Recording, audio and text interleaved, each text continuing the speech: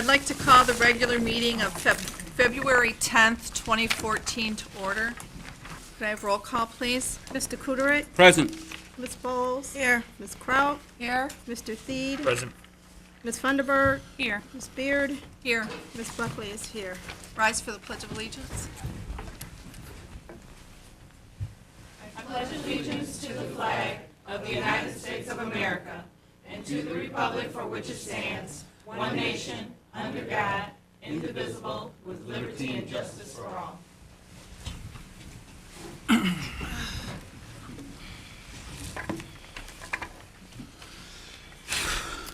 Okay, the next item on our agenda is the consent agenda.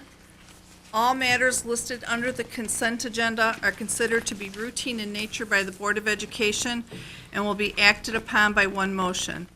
There will be no separate discussion on these items. If any member of the board or any citizen requests discussion of an item, that item will be removed from the consent agenda and will become the first item of business under report of the superintendent portion of the agenda. The first item, A, approval to approve the minutes of the Board of Education of the regular meeting of January 27, 2014.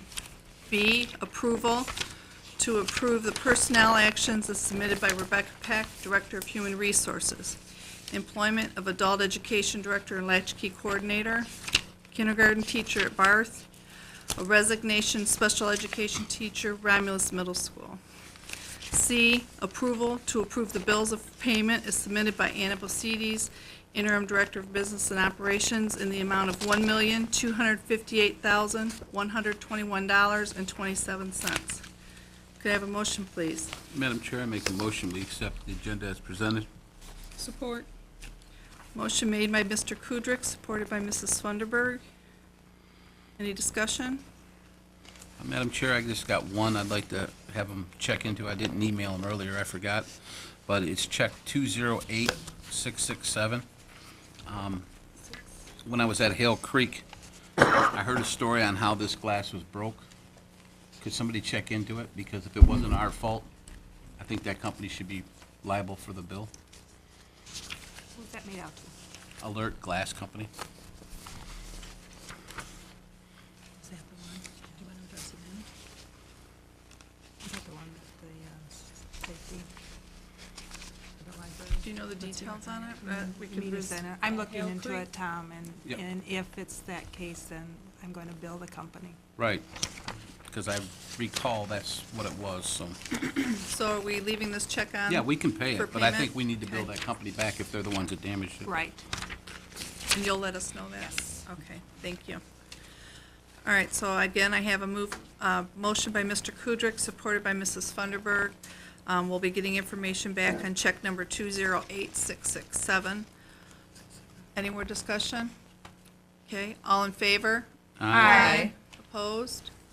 Motion carries 7-0. The next item on our agenda is report of the superintendent. And Good Mrs. evening, McNair. everyone. Tonight, we ask Kelly Thomas to come back for another update on the energy that she is going to present on our savings for that. So she has a PowerPoint ready for us.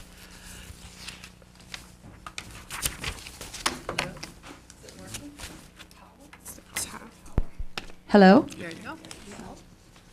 Thank you for having us here again today. I'm Kelly Thomas from ABM Building Solutions. I'm here with Joe Barger. He's our regional director, and Kevin Coakley. He's part of our project team on the technical side of what we do. This is my third time here in front of the board, so a little of this may be review for you, but just so you all know who I am, I'm from ABM Building Solutions, and what we do for schools is we help them to get infrastructure upgrades done without going out to the community for any additional tax dollars. And when I was here the last time, you asked me to really bring back more information regarding the money. What did it look like financially? So that's what we're here to do today. In meeting with the administration and talking with the board in the past, these are some of the initiatives that we discussed. Now, if you would take a look at those and make sure that really none of those have changed, or if they have, let me know what the changes have been. Do those seem to be still in line with the initiatives here in the district? Okay. Well, with that in mind, we said we would bring you a solution that would not cause you to have to go out to the taxpayers for any additional dollars. And when we said we'd do this investigation, well, the way we're going to get the money is we looked at what you are spending currently in your utilities, your gas, electric, and water, and also in your maintenance and operation. So we looked at what you are spending currently, and then through the implementation of new equipment and new strategies, things like new lighting, new boilers, new control, new energy management system, what we want to do is we want to shrink these boxes over here, and then the area that's left, that's all the savings that we're going to generate. You see the gray box there, that's the investment, the annual investment for the district, and the green box there is the excess savings, which all goes to the bottom line of the district if this works out. I remember when I came to you, I said sometimes it works out and sometimes it doesn't. Well, I'm happy to say that your district does fit the model and it does work.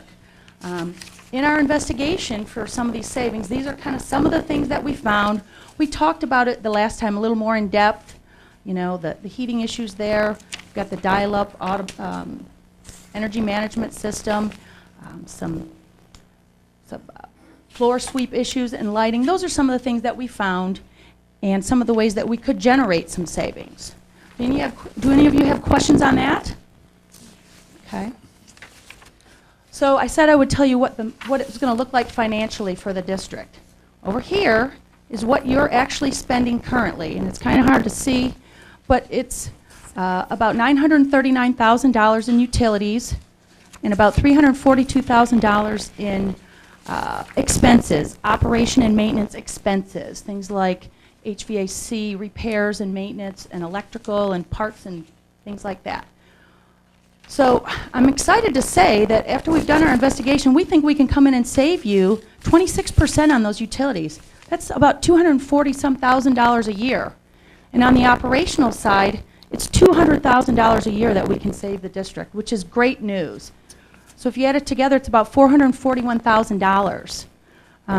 So again, what we do with that is we reallocate that savings in order to pay for these facility upgrades. And over 15 years, it looks like about a $3.9 million job, which means we can get that much work done out of money that you already have in your budget right now. Does that make sense to everyone? Okay. This is what it looks like on an annual basis. And I put it really in the same graphic so it's real easy to understand. This is what you were spending over here, or you're currently spending, I should say. And over here is what it looks like first year after the project is implemented. Again, the savings in the utilities and the maintenance and operation. There's the piece for the investment, the reinvestment of the money in the district, and $60,000 positive cash flow to the district in the very first year. The legislation that we use in Michigan says that this must be cash flow positive or we're not allowed to do this type of work. So good news, it's cash flow positive. What can this do for the district? It's going to really help you with some of the long-term problems here. You know, the thing that's killing you is a lot of those expenses for HVAC repairs and maintenance and lighting things, because you've got older equipment that's past its useful life. In a lot of ways, it's not a matter of if it's going to fail, it's a matter of when it's going to fail. And what's great about this program is it gets you money right now that's out of your existing budget. It's money you're sending to the utility company and paying to various contractors.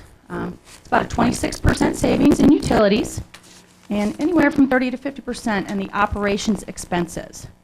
And again, this is how the federal government and the state government, this is the exact way they fund their building improvements. This is the same way that they do it. And the best part is the results are guaranteed. So if we're wrong about that, we write you a check. It really takes a lot of the risk off of Romulus.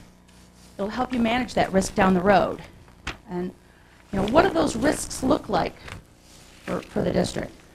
I mean, the buildings are getting older, the utility costs are going to rise anywhere from 7 to 12% annually. You've got older equipment. You know it. You've paid the bills for it. It's not a matter of if it's when it's going to fail, it's when it's going to fail. You've got things, it's remarkable that they're still running at the age that they are right now. And it's these uncontrolled costs that are going to keep going up over time. I've looked at the bills year over year. I looked 2 to 3 years worth of bills. Those repair bills are going up about 20% a year. So if you keep looking at that, it's just going to keep rising. And again, of course, the student comfort, staff comfort is a concern as well. So does anyone have any questions? So here we are. There's our timeline that we've been working along since we've gotten here. We've been plugging right along. Here we are today. I've given you the financial outlook. Is that what you were looking for? I was looking for it to be a little bit more in detail. What I was asking for specifically is what percentage of the money that we will be saving would you be collecting for your services, so that I could then take that information and compare it to other companies to make sure that we're getting the best deal. And you gave me all of the funding, all of the savings, but Sure. you didn't give me anything in regards to specifically your percentage that you would be asking for your services. Okay, that price there, and again, this number is going to be pretty close.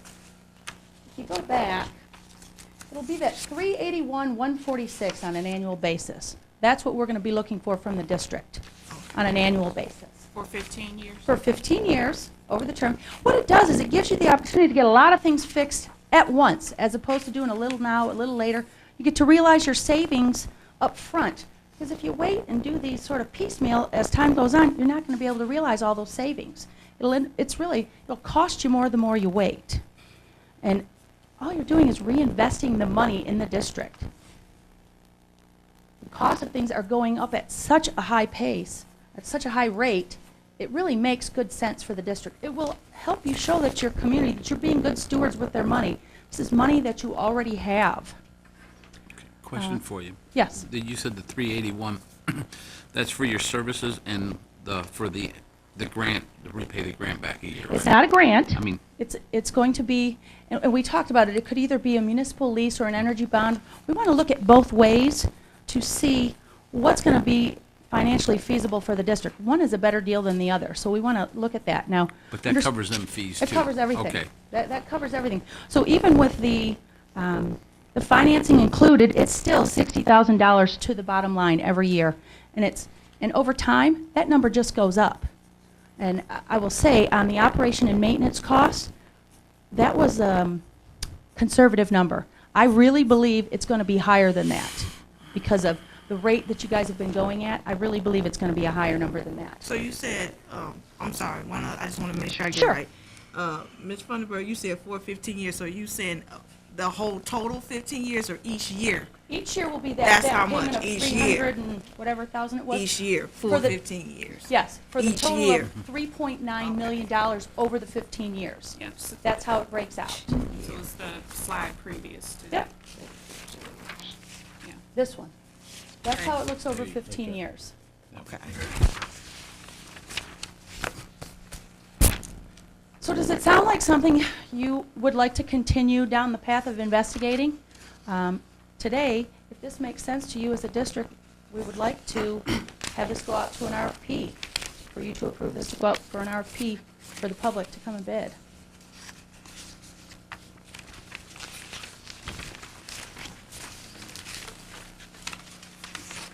Now, if you have any other questions, please ask. That's what we're here for today, absolutely. Now, when you're talking about the guarantee, what we're going to save when the RFP goes out and everything, and if your company is chosen, you'll be able to tell us what that actual Oh. number is. It won't be a Absolute- roundabout number. It's no, going to no, no. say, It'll be very clear, and it'll be broken down, so you understand very clearly what you're going to get and what it's going to look like on the side, what you're going to receive financially as well. I say financially, what it'll look like financially. and the energy bond, or however you want to call it, if this is approved and the board decides to go with it and we get the energy bond and your company happens to be selected, all these updates and new equipment that's in there for the energy, I think you said about almost like 90% of it's going to be in there before the students even come back in the Yes, building? yes. So there's a few things with the heating that have to wait Yes. till the students get in there so you can actually get it adjusted, right? When we put together this timeline, we actually start here in August. We want to make sure that we're substantially complete by then, so you can start you really start seeing savings right away when you start the installation, but you want to be substantially complete there. But, you know, if you're installing boilers in the middle of August, you don't really know how they're going to act once kids are in school and the building is operating. So there might be tweaking down the road in the fall, maybe even into the winter. So yeah, we'll be substantially complete by then. Does that make sense? Seeing that this is over a span of 15 years, how are we, is the maintenance incorporated in this plan? It is not, but it's something that we can incorporate in there if you would like. This program works around what you want, how you would like to have it customized for the district. I can absolutely put that in if you'd like. We can talk about that with the administration behind the scenes and see how that looks, because we've got a little bit to play with there. But your company, if your company was selected, there's a warranty on the work that Yes, you provide for. we're not going away. But how long is that warranty? It's a year on the equipment? Yeah. Unless there's manufacturer's warranty. That extend beyond that. Okay. It's a year. So then you can buy extra warranty on it or something like You that? can, but you don't really, Okay. you won't need to do that. And that doesn't start until after you sign off complete. That's when the time So the whole punch starts. list, yep, that's when the time starts. After the whole punch list has gone through and the district agrees, yep, everything on our list is done and complete, it starts a year from that day. Okay. And to help this along on savings, would you help train if we could bring in people to maintain all of this stuff? That's part of the process, if that's what you would like. Yep. Would that be extra fee? We For all haven't of locked that? it down yet, but if you tell me how you want it done, if you as a district tell me how you want it done, I can work it into the program. But would it be an extra fee to work it in? Is it free? Training or- is included for all of the equipment and things that we put in place. Now, if you're talking about training an HVAC technician how to do maintenance, you can teach them how to change filters and things like basic maintenance, yes. But anything really In-depth. much heavier than that, no, you can't just train somebody quickly on that. They need to go to school for that type of thing. Right. When you guys did our walkthrough, what do you see the most important need that needs to be done, like, soon? Okay. The lights are costing a lot of money.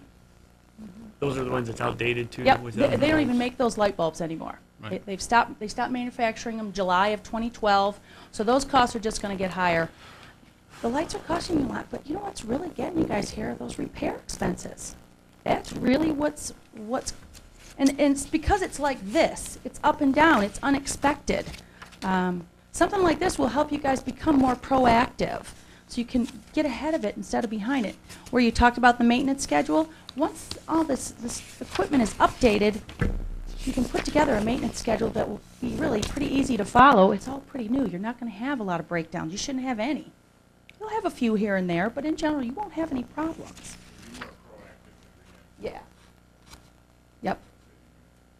And that'll actually come out of our budget if we're not into this program, I would imagine. Yeah. Which could be quite expensive. So if, this is just something I'm throwing out there, not saying this will ever happen, Sure. I'm hoping it doesn't. Okay. But if we were to close a school and, certain work has been completed, then because we've had this contract that's stated with you, we will still be responsible for paying for that. You would be Right. still responsible for paying for it. Now, as far as the guarantee goes, we take that part out of the guarantee. So it wouldn't give us sort of like extra cushion on the guarantee because the school was closed. We take that part out. So let's say you pick a particular building closed, we would refigure the guarantee to exclude that particular school. So it doesn't work in anybody's favor either way. It still keeps the playing field level. Does that make sense? It makes sense. I think for me, I'm just stating that, with the fact that you're just now telling us about the amount that you have, that your services would cost for 1 year for the next 15 years, I really don't have anything else to compare to it today.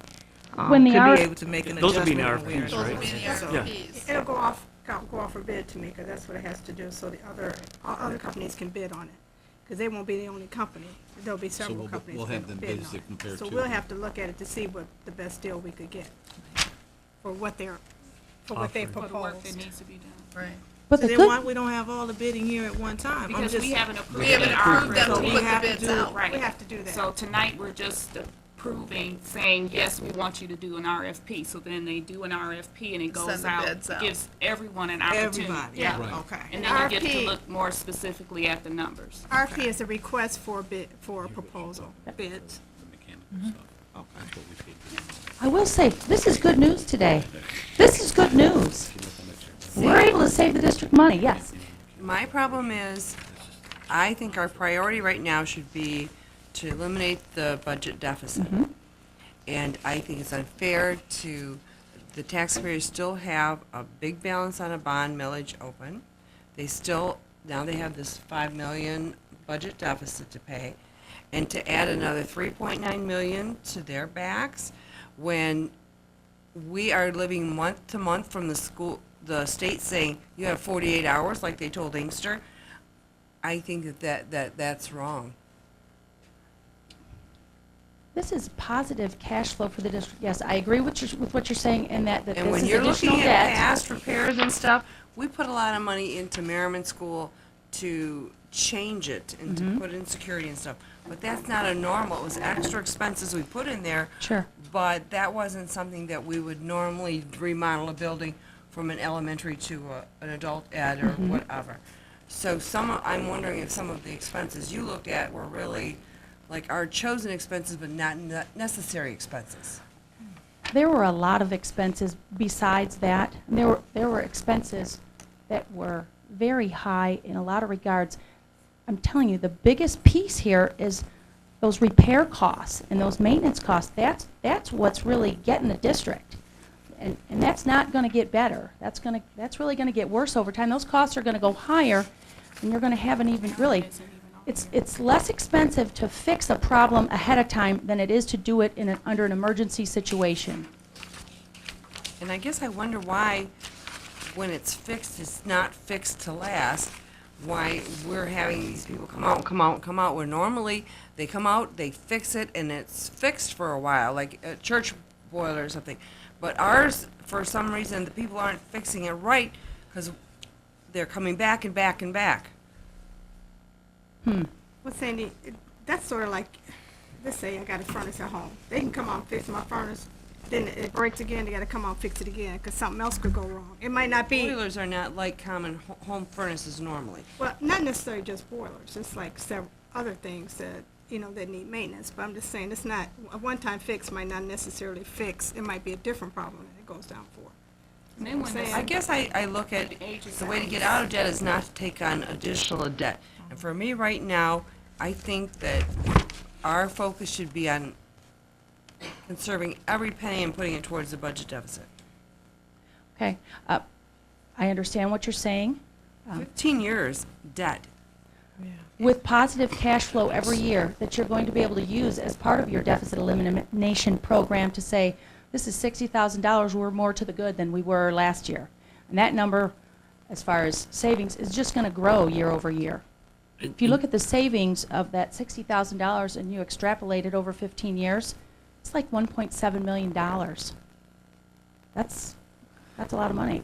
And one of the stipulations of that bond is that you have to have the positive cash flow from the savings that you are saving from all this work, correct? Yes. Or the government does not approve it, correct? Right. You're not allowed to use it. You're not allowed to use this legislation unless you're cash flow positive.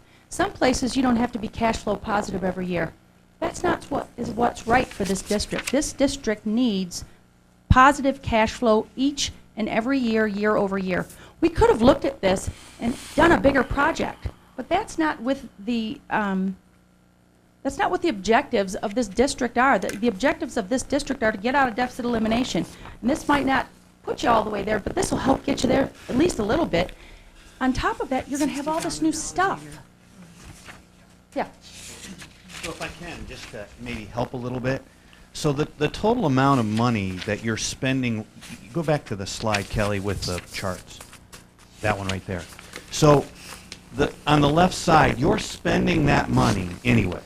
So if you don't do any project at all, forget about debt, forget about whatever, you're spending right there $1.2 million.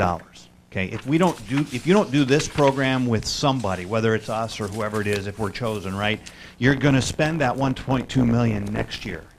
and you're gonna spend it the next year, and you're gonna spend it the next year. So Plus, what we're plus do- more when this stuff breaks down. Plus, it's gonna go up, If we have correct. to replace So- these lights or a boiler or a chiller. Exactly. Yeah. So what we're trying to do is help you use money that you're already spending, and what you're going to do is you're going to get $3.9 million worth of stuff now, and then you're going to pay for it over time. It is debt. Technically, it absolutely is debt. But what happens is you're already spending that, so we're going to cut your expenses, and we're going to use the difference to pay back the debt. So that's where, and then we're only going to use a portion of that so that every year you're going to have positive cash flow. So you're going to start out at 60, it goes up every year, and so after 15 years, the estimate right now, and whoever, whenever this program is done, will be roughly a, $1.5 million or $1.7 million positive over the 15 years that is used to eliminate the other debt. It's like refinancing a house, right? We're going to get you more stuff now, and you're going to pay for it over 15 years. You're going to pay for it at a lower cost so that you have extra money. Does that help? I don't know if does that make sense?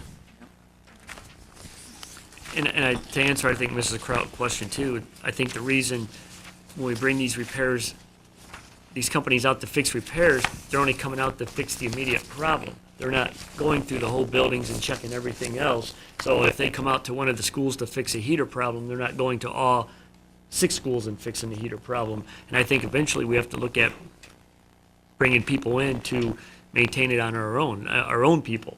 Whether, like in the old days when I went to school, we had a head custodian, he did everything. I don't think you ever seen a heating and cooling truck at the school. He was versed in everything. And I think eventually we have to look at that and bring in some of our own, either people back or some qualified people to train with these people and work these buildings where they can stay on this maintenance schedule of changing filters and checking, some of the pictures we saw about all these chillers covered with branches and bushes and stuff like that, so. And then we can cut out the HVAC companies and all that stuff and only use them on as needed, yeah. And I think the point that you're making, Mr. Theed, kind of goes back to the worry that keeps us up at night, which is the high cost of repairs. We don't know. We're at that point, we're beyond the useful life on many of these large pieces of equipment. And when I say beyond useful life, that means that the manufacturer indicates that this particular piece of equipment will last 15 years in the capacity that you're using it in. We've been using them for 20 plus. And that's why our repair costs continue to go up. At some point, just like your home furnace, you're not going to be able to repair it anymore. You're going to have to replace it. And that's where we're at with these large pieces of equipment that we're trying to secure the bond and go kind of, we're going to spend the money anyway. So if we can do it in a slightly We're different way. going to spend more money if they break down. Very true. And we don't have this. I We're going to think spend a lot more. if though. And that's going to add It's to our gonna debt. happen. That's going and to add when, to our if continued and debt. when. But We if- don't know when, and we don't know how that's gonna take place, and we don't even know yet how that's gonna affect, how all of this is gonna affect our district, because we're turning deficit elimination plan progress reports every month. So it's kinda hard to just make a contract for something like this for such a long period of time when there's so many other, pieces of the puzzle that kinda are still kinda questionable. Well, that's why we have the RFP, because we don't even have to act on them once we get them, If if it's way beyond the means. if the board members would look at the check register, just for an example, just for this last check register, we spent over $33,000 on repairs. So, I mean, And we bought why are 3 the new repairs, boilers. why are we repairing? What's wrong with them? We don't know. Is it age? Is it maintenance of it or what? But, I mean, we don't have that information, but, I mean, you're looking at $33,000 just on stuff for dealing with repairs and improvements with I will tell you with that electrical and stuff like that. our routine maintenance is covered by our current maintenance and operations people. So routine maintenance, filter changes, modifying, all the things that are identified as routine maintenance, we're already trained and we're already doing those things. So the things that Mr. Kuderik was mentioning there, those were all failures of equipment that needed to be repaired. But was that because of the severe winter we had this year compared to a normal winter? No. If it's gonna go No. out, I mean, my air conditioner goes We out had much sometimes milder when it's winters nice. and stuff. I mean, the capacitor blows, so, I mean, it's old. not because it's extremely Oh, hot. we the replaced equipment. 3 boilers. How many other boilers do we have? You got 2 at the high school, right? We have 2 at the high school, 1 at the middle school, and then another elementary that hasn't been replaced. So there's 4 boilers out there. The chillers have not, though. The chillers are also a big concern. That's what's coming to get you this spring Yeah. and this summer. That's coming for you. Right. You know, you saw the pictures, we've looked at a lot of things. They're 7 years past their useful life. It's really a testament to the district that they ran this long. You've done a good job on the maintenance side to get them to go this far. But we're paying for it. Oh, yeah. We are paying for it. But also another thing, when you get new equipment, just like if you buy a furnace or a washer dryer, you get the more energy efficient too, so that makes things, so you can actually save maybe more there, so. But tonight, we're only asking for the board to give authorization for them to release it out for bid. Right, we're not Then we're gonna approving come back anybody. and look at those numbers, and then that's when a decision will be made. We're not Right now, we're approving just any- giving permission for a bid to go out, correct? Yes. Yes. That's the next step. Jay had a question on this particular topic. And you can use the mic. Thanks, Jay. My only question on that, like the 3.8 million, whatever it was, we're just basing that on them coming in and replacing the equipment when, like Tamika had said, you know, training our people. So how true is that number on the 60,000 we're gonna save if we add to that? Nobody's asked that question yet, to keep those numbers even. We're saying 60,000 a year with them coming in replacing the equipment, and we get our year warranty and they do the basic training. But like Tamika said, you know, further training and this and that, and this lady did say it, you have to tell us what you want. So how much more does that cost, and then does that 60,000 go down? It's just something Well, to remember. Actually, Jay, she kind of did answer the question, because she said it depends on, right now, this is the estimate. Said it depends on Right. what you want in there, Right. but nobody, But I mean, the and bid- that's- the bid- number's just based on. Right, but once the bid goes out and the bid comes back, then all these other, like, if you had a company and she's got a company and I got a company, we can all bid on, that number could change. I mean, mine could be 70, hers could be 60. But once the bids come back, then we'll be able to compare which one's got the best. I understand that, but nobody's asked the question. We're saying 60,000. Mm-hmm. But how much more work are we adding on them that the cost becomes more? Like Tamika said, you know, do you do this, do you do that? She said, no, we don't do that. Well, we will, you have to tell us what you want, whichever Right. subject. Nobody's asked that question. Let me say this.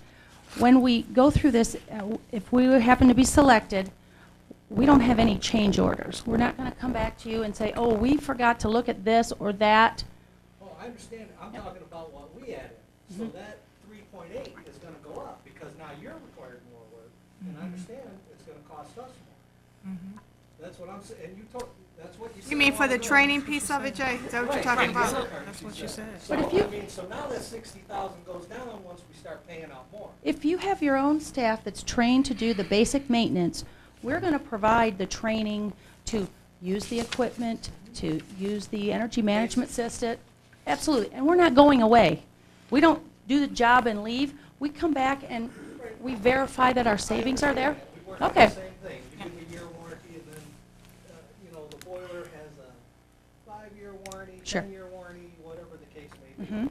But my question was this: if we're requiring more of you, okay, right now your bid is, hey, we come in, we replace the equipment, this is what you pay back over the 15 years, and I understand and respect that. But my question at this point is like Tamika said, if we need more, meaning like the district wants to come to you and say, okay, we also want you to do this. So in order for you to do that, it's gonna cost us more dollars. So now we're reaching into that 60,000 that we're saving. So how much of that 60,000 drops? And could that be something that you put in your bid? Sure. But, you know, the $60,000 over there, that's for you guys to use however you want. We have no say over how you use that. No say whatsoever. That is up to the district to use how it sees fit. You can use it on educational pieces, you can use it on equipment, you can use it for whatever, teachers, you can use it for whatever you want. I I think don't what think, I'm I don't hearing think that's something two different. different Yeah. things. So if That's not let me what try I and help a little bit too. Maybe I can I'm help hearing two answer different everything. The program, this is a custom type program, okay? Exactly. It's a custom program. You're going to go out for a bid, you're going to get bids back. Right. Even after you get bids back, when you choose us, there's still ways for you. You might say, we want this different light fixture, or we want a little more training, or we want whatever.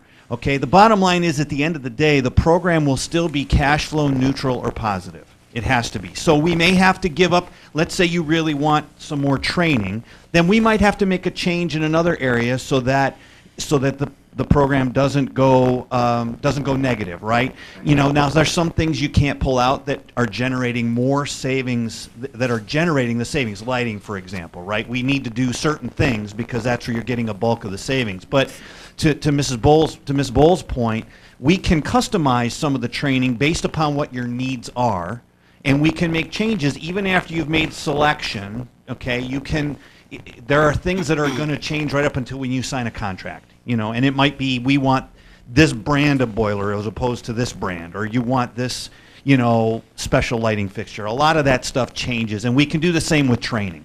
So yeah, you're right. It might fluctuate. It could go up. It could go down. But we still have the amount of the fixed amount of savings that we have to work with. So you have to tweak the whole program in order to make. Does that help you explain? Okay.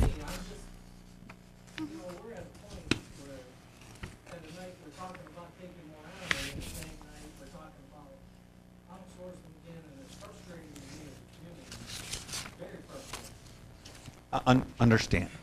The idea of these programs is they're meant to help. You know, they help you fix some of your problems that you have over time, and where you can't afford. You know, if a boiler goes out on a day like you had on Monday, right? So how do you do that when you don't have any capital and you're already in debt elimination issues? So this is a way that provides those resources that you already have in your budget. So that's. Okay, thank you. You have someone behind you? Sorry. Ms. Beard? Sure. Sure. Question I have to ask is Just- our equipment is over 24 years old. And what year did Patterson Kelly's go into the high school? Was that in the 2000s? And what quality of equipment in this abatement savings are you gonna get? If you're already having problems with boilers that are 10 years old. Now look, I dealt with the stuff at Burton. At one point, I was dealing with 40-year-old boilers. Yeah, they weren't energy saving, but they were doing their job. And what I'm asking is what type of boilers are we gonna get? If we've already got, out here in Romulus, 7, 8-year-old boilers, and we've got problems all over the world with these Patterson Kellys, what are you getting here? Ask the questions, that's all I'm asking. You know, I see our HVAC, that equipment's poor, but I know that these boilers are not 20 years old. And them are big money. You drop 2 of them big boilers in that high school, how much money are you really talking?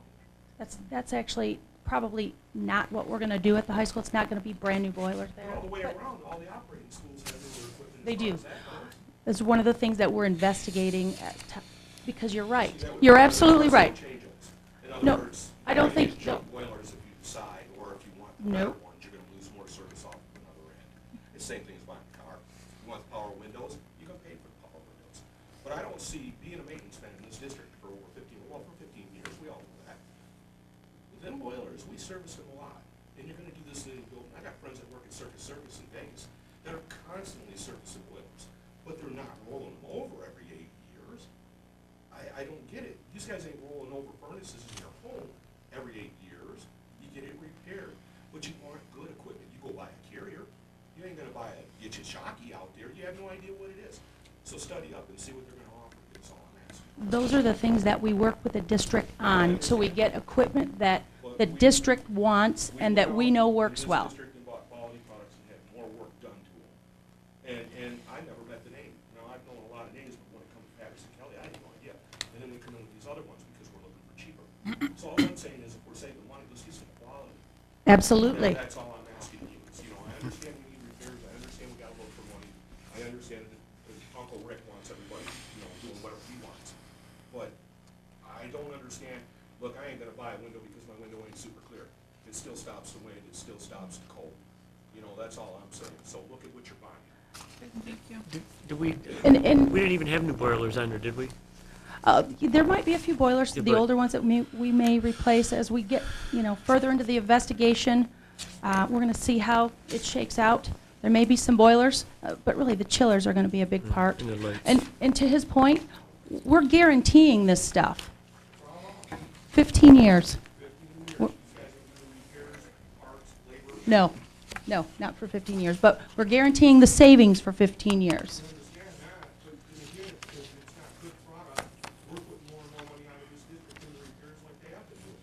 But tonight, the only decision that we're making is just for us to go out to bid to get the Yes. numbers back, to see if this is something that we want to do. I have a question, and I think this is kind of going along to what Mr. Williams was asking, was at what point is the board going to be involved with actually developing what's going to be on the RFP? So like with the boilers, or is that something that is totally handled by administration? Because I know that we're going out to request, but at what point are we saying, yes, we're letting you go out and do the bid request? Will we see that before it's sent out so that we know exactly what's being asked of all the different companies who are proposing a bid? I think that's the pleasure of the board. Okay. Well, plus, Because I guess that's kind of what I'm hearing, is that it's more or less the specifics of what we're asking in that RFP. Because I do know that when we do an RFP, it has to be the same for everyone across the board, because you have to be comparing apples and apples, not apples and oranges. Just so we're clear, the RFP that goes out, because this information that we've put together, it is proprietary information. The RFP that goes out is going to say, come to Romulus, bring us your best guaranteed energy saving project, and then you review and say, this is the one I like the best, for whatever reason that may be. Now, in the process of figuring out exactly what we're going to put in, we can absolutely work with you and talk with you about what specific equipment you like, don't like. We already know you don't like that particular brand. We're aware of that. So we can work with that as well. We can customize this based on what you want. and I imagine the other companies have to come in and obviously specifically put, we need new this, new that, or don't need. They'll have to do what they're doing. Right, exactly. So we can actually see if we need the new equipment that they're proposing, obviously. So what is the pleasure of the board? We have a motion to give the board to authorize the superintendent to release for public bidding a We haven't made capital it yet. improvement project. So, Madam Chair, I move that the Board of Education authorize the interim superintendent to release for public bidding a capital improvement project that will be federally subsidized for public schools and municipalities. The rationale is to save taxpayers unnecessary expenditures in maintaining buildings with current outdated equipment, example, lighting, plumbing, and heating, antiquated boilers throughout the district. Budget implications is no cost to taxpayers. Support. So I have a motion by Mrs. Funderburg, supported by Mr. Theed. Is there any more discussion? That was Cooter. I'm sorry, Mr. The Kudrick. guy with all 10 fingers at work. Sorry about that. Okay, motion made by Mrs. Funderburg, supported by Mr. Kudrick. Is there any more discussion? Federally subsidized does not mean that the federal government's gonna help us pay for that, correct? I just don't, I want it No. clear for people to understand. No, the what it means wording. is that it has to meet the project itself has to meet the federal guidelines for a energy bond bid project. State guidelines. State guidelines, I'm State sorry. guidelines, not federal, state. So should that be changed? Yes. So it should really say state guidelines, Yes. not federally subsidized. Yes. That will be what, funded by state guidelines? That will meet state guidelines. That will meet state. Remember, you're funding this yourselves. It's self-funded. savings. If this stuff doesn't pay for itself, we can't do it. Okay, I'm going to read the motion before we take the vote. And then that way, if anybody wants to change it again. The recommended motion is move that the Board of Education authorize the interim superintendent to release for public bidding a capital improvement that will meet state guidelines for public schools and municipalities. Capital improvement project, right. Okay, can I? I still support it. All right, so we have a motion, motion's made, supported by Mr. Kudrick. All in favor? Aye. Opposed? Nay. Motion carries 5-2. Thank you. Welcome.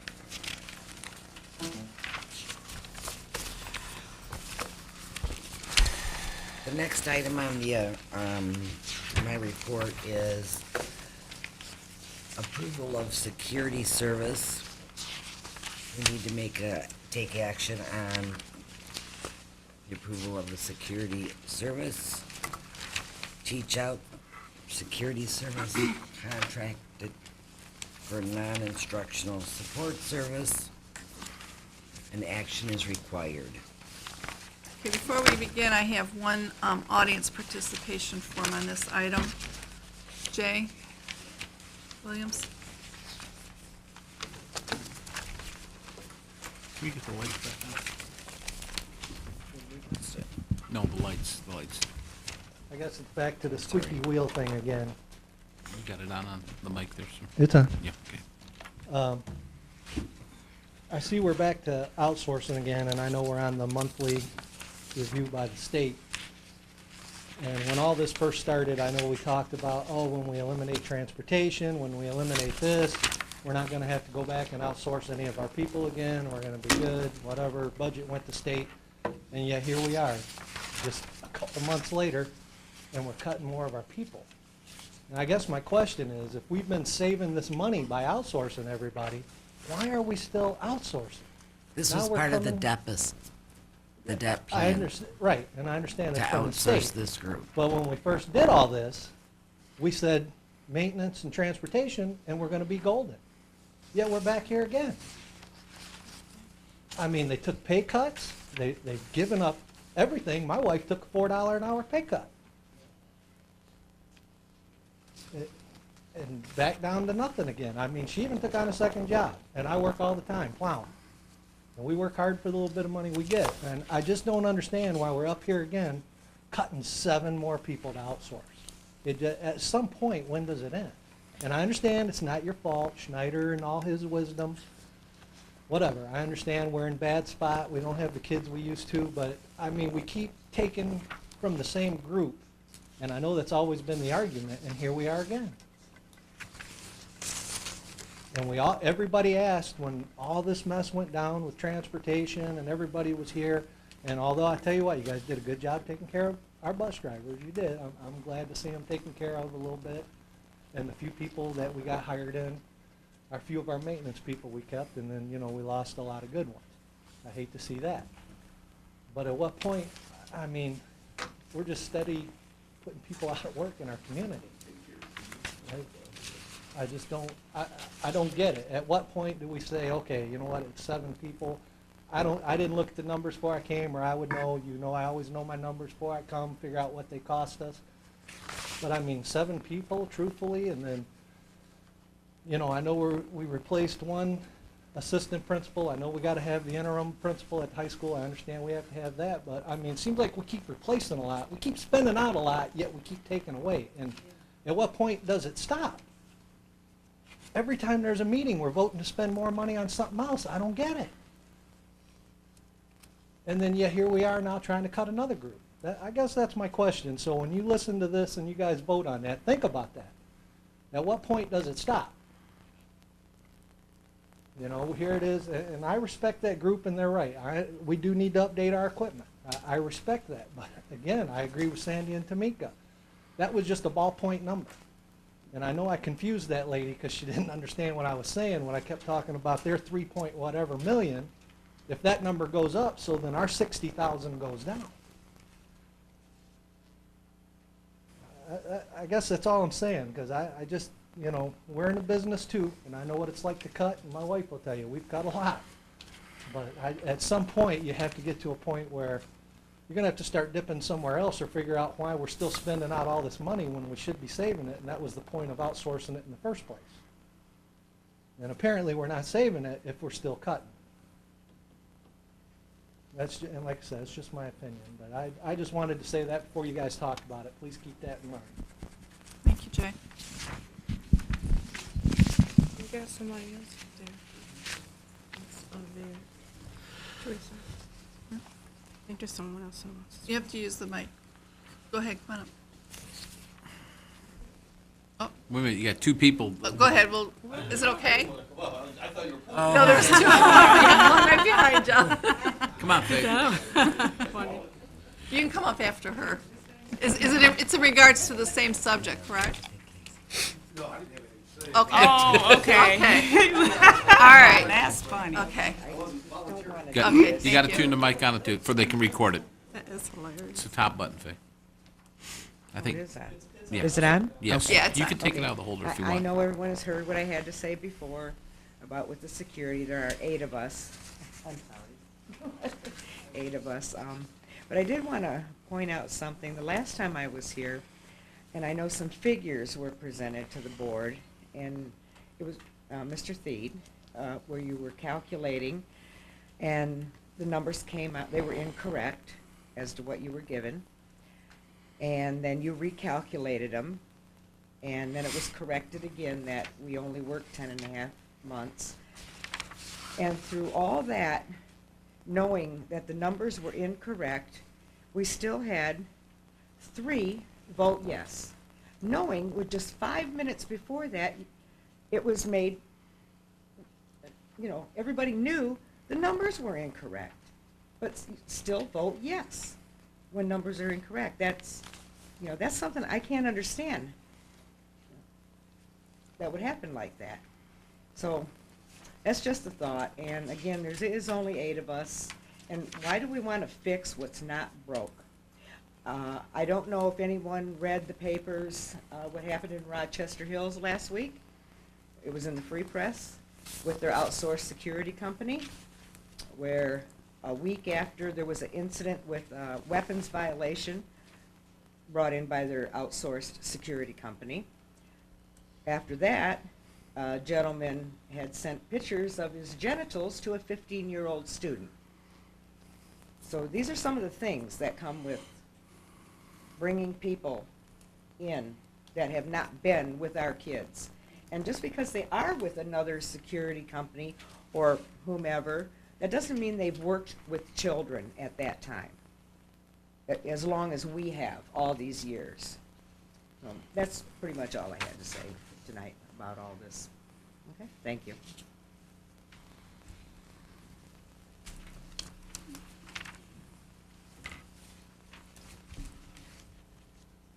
Okay, Madam Chair? Just to expand on that too, I mean, we did get some updated numbers shortly after that meeting too, and got clarified why there was a difference. Some of us clarified that night, so it wasn't like we're voting on Right. numbers. We didn't know. We had to correct the numbers that night. So, just so you know. But, Madam Chair, what are our options as far as the depth? Can you tell us our Implications? Yeah, thank you. I'm trying to say implementation and implications at the same time. Yeah. I mean, what's What going are on with our monthly options? updates, Yeah, I guess? What's going on with the DAP? What does this mean for the DAP? Can you explain, can you give us some information? Well, my understanding, and then I'll let you guys clarify for me also, but my understanding is that when we approved the original DEP, it was within that original DEP that was approved was the line item that all non-instructional staff would be outsourced. That included all non-instructional staff. That's why it didn't stop at just transportation and custodial. If we don't do the privatization, then we're in non-compliance with the DEP, and the board has to do corrective action, which means coming up with, the additional numbers Is it 300,000? to make up the About difference. 300. Yeah. That would be 2 years, 300,000. Yeah. So we're at 150,000. Did you say that again? And then we would have to resubmit the DEP for approval. Again. So we'd have to find 150,000 for Next year. next year No. and the following year? You'd have to find 100,000 this year and 200,000 next year, so a total of $300,000 would have to be cut. The systemic change would be about 200 and a quarter, $225,000 a year going forward. Say that again, Ms. Peck, please. So the deficit elimination plan that we submitted to the state included the outsourcing of the security services. And that would have we estimated a savings of about $100,000 if that outsourcing occurred on January 1st. Then the forward savings is about $200,000 for next year. With the anticipated increase in healthcare and MIPSR's rates, we anticipate an increase. So moving forward, you're going to probably need to look at over $200,000 a year to save without outsourcing, if you choose not to outsource. But either way, Mrs. Beard was correct. Because this was included on the DEP, the board needs to take action on this one way or the other. And then if the decision is not to outsource, we do need to find a replacement for those monies. Mr. Theed had asked where we're at with our 30-day report. Because January was a wild and crazy month with 7 snow days, I think the most school districts have ever seen in one month in southeast Michigan. The state has allowed us to again submit that deficit elimination plan, and they're understanding that next month we're going to have to explain to them what these changes, why it is that these function codes are not equaling what we anticipated them to be. When we move somebody into a contracted service, it changes the function code of what they're looking at as far as our expenses go. So it's going to become very obvious by next month that there's something in our deficit elimination plan that is not in sync with what was originally submitted. So we are going to have to resubmit that DEP. Now, when we originally submitted it, did we eliminate an assistant principal at the high school? No, that position was added back in for the final But submission on. the original DEP, The original one. 925, was assistant principal from the high school. That's It correct. said an administrator. That's correct. That DEP was not approved. The DEP that was approved November 18th, I'm sorry, had that principal placed back in there. And how many police officers do we currently have? We have 2 full-time police officers currently. And one possibly coming on, one more coming on.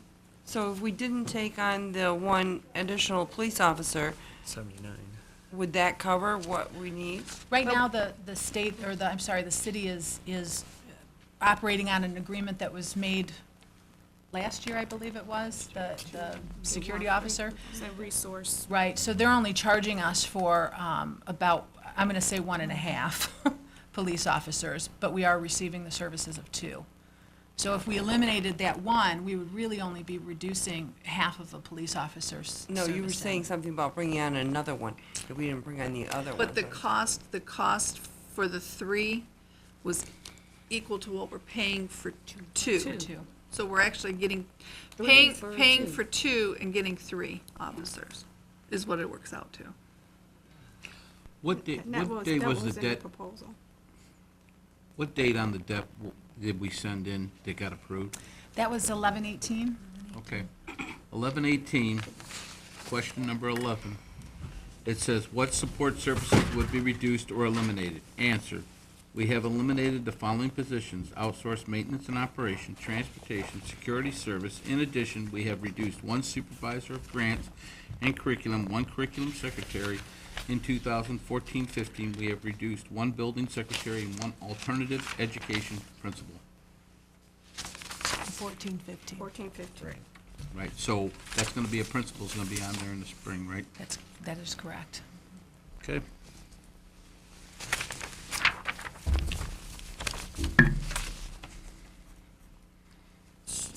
So the implication of this is the DEP is probably going to be questioned again? We are anticipating questions from Mr. Urick, our contact at the state, upon our next submission. And I have the actual letter from the state that was sent to me and the past superintendent. And it says, MDE approval is granted based on the following contingencies. The district is required to reduce projected expenditures to the levels detailed in its plan. If the district is unable to achieve its planned staff reductions and employee concessions, it will be expected to reduce expenditures in other categories in order to meet the fund balance targets entailed in its plan. The district is required to reduce projected expenditures in any year where the district does not meet the pupil projections assumed in the plan. The district is required to reduce projected expenditures in any year where the district does not receive financial incentives assumed in the plan. Failure to meet targeted deficit reduction in any year of this plan will invalidate the plan. I wish the gentleman from RISA would have been here, that we could have asked him, what else could we do in place of this? Because this, I mean, to say, you know, I'm sorry, but you're no longer entitled to health benefits or retirement or in a third pay cut additional, I just have to vote no. Mr. Mundell is here from Teach Out Security Systems. If the board would like to ask that organization any questions as they're considering their decision tonight. Don't we have to make the motion first before we can You get do. into more questions?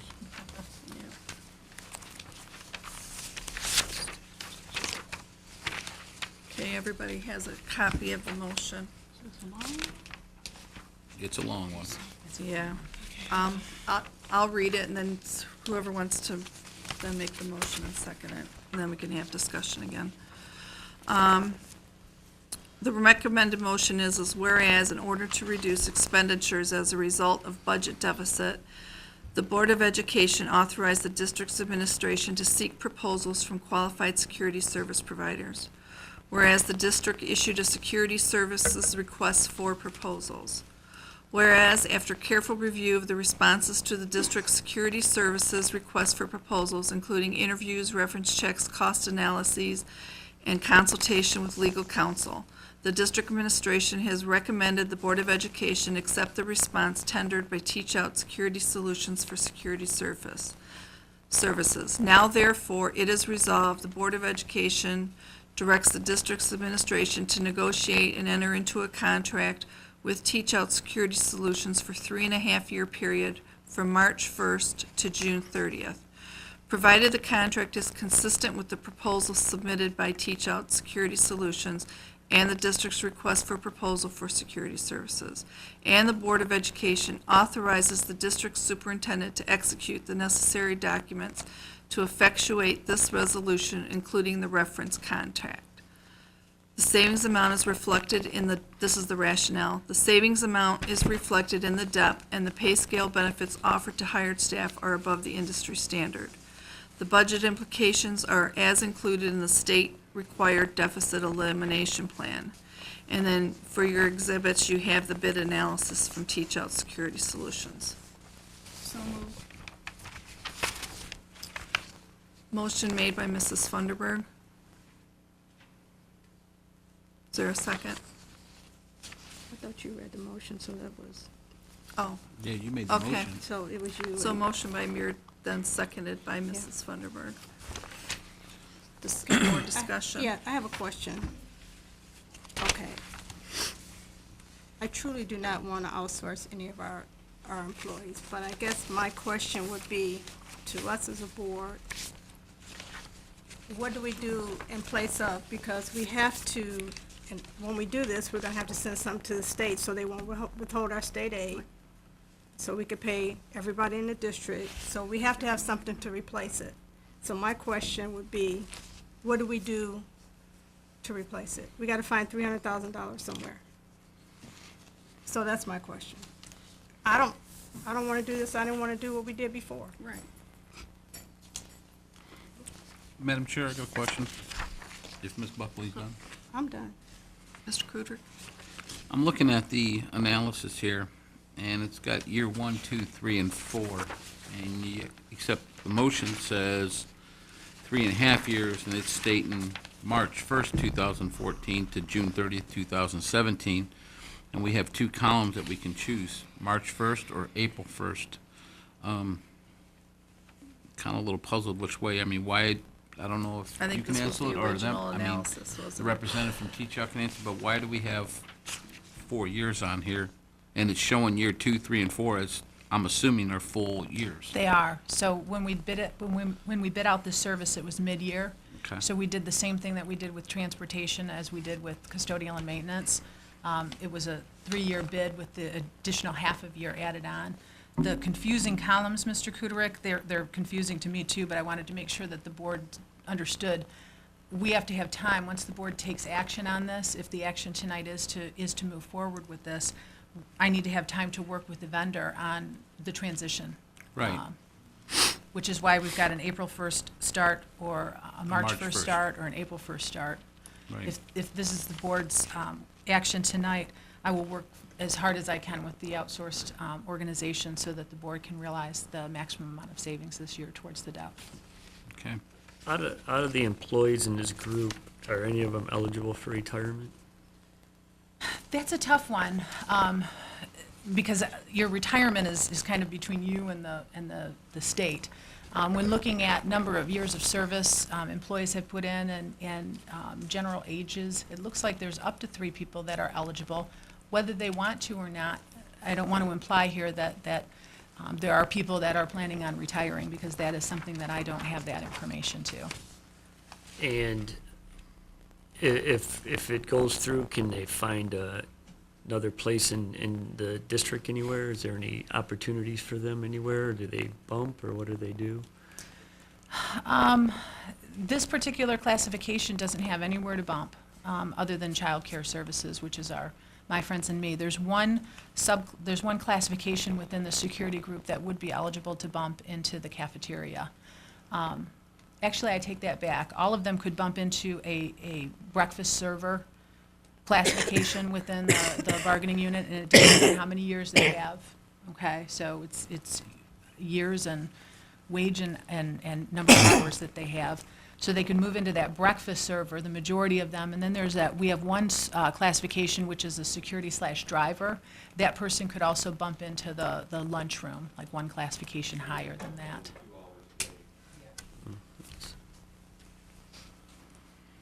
Okay, can you explain the healthcare piece that I'm looking at in here? Like, that they have, That the vendor would provide for Yes. for employees in this group. So Yes. what they have agreed to, and beginning in 2015, the plan that they will offer employees will meet the Affordable Health Care Act requirements, which means their employee contributions will be 9.5%, no greater than 9.5%, and the employer contributions will be 90+%. That's the requirement of the Affordable Health Care Act, which takes place in 2015. okay, so what happens in this year? So we do this now, what happens with the healthcare, like right now? Can we ask Mr. Mundell what the approach would be for that? Yes. Mr. Mundell, could you come up to the microphone? Right. Working? First of all, I want to say I certainly understand the plight of your employees, and I know that's a difficult choice you guys have to make. Certainly, I've seen it before. We've been in this situation before, where we've taken over for some in-house people. I don't know, yes, make sure the mic's on. I thought it was on. The top button. Top button. Yeah, it's on, top. But, There you go. Okay. okay. So I can certainly feel for the situation, and we would certainly do our best to interview and talk to those people as well if this ends up passing. As far as the question on the health insurance, Rebecca's accurate. You know, of course, it's going to be law in 2015, and we'll be in compliance with the Affordable Health Care Act. That was part of this RFP process. You know, I'm not right now. Currently, we have a program in place that is not that wouldn't be the same as what the Affordable Health Care Act is. The current program that we have for our officers, it's a completely elective program. However, we'll be in compliance with it, and that was part of the RFP, and your future officers will have that. Okay.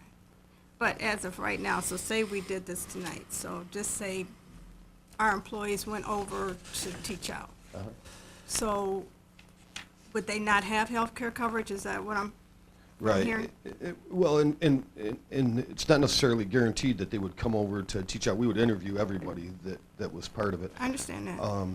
But if some of them came over, we do offer a program, but I'm certain, and I do not know the situation of what they currently get, but I'm sure it's quite different than what they are getting now.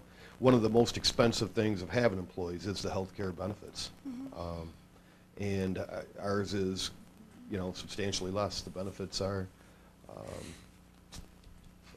So this is something, what I'm trying to get to, this is something they would be paying, if they wanted health care, they would be paying out of pocket, something out of pocket. Yes. I mean, Yes.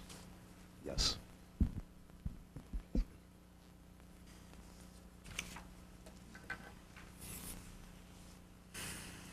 Couple other.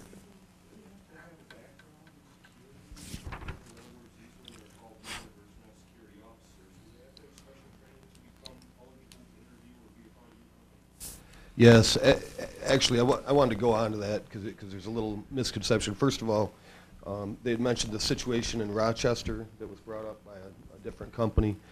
Certainly understand that, and you can look back in the history. There's been in-house employees as well as contract companies that have had similar situations. If you look in the history of and it was a tragic situation.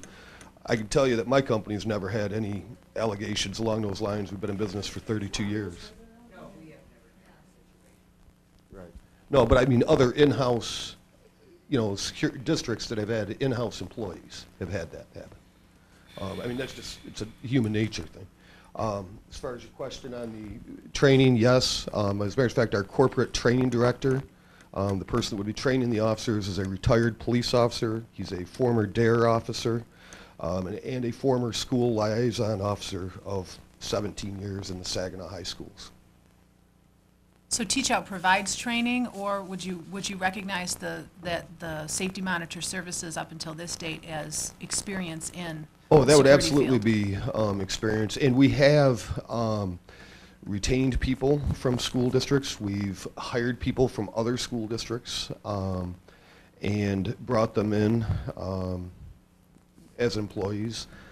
So absolutely, yes, we'd recognize that time and that experience. That knowledge is priceless.